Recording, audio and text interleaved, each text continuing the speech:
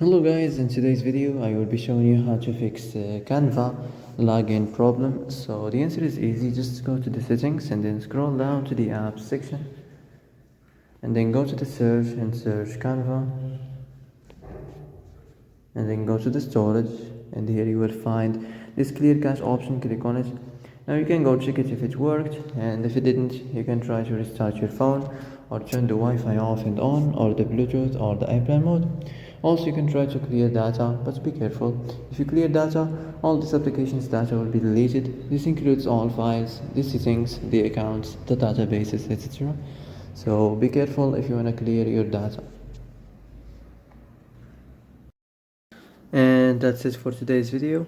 I hope this is the answer you've been looking for. If you like this video, don't forget to like and subscribe, and see you in the next video.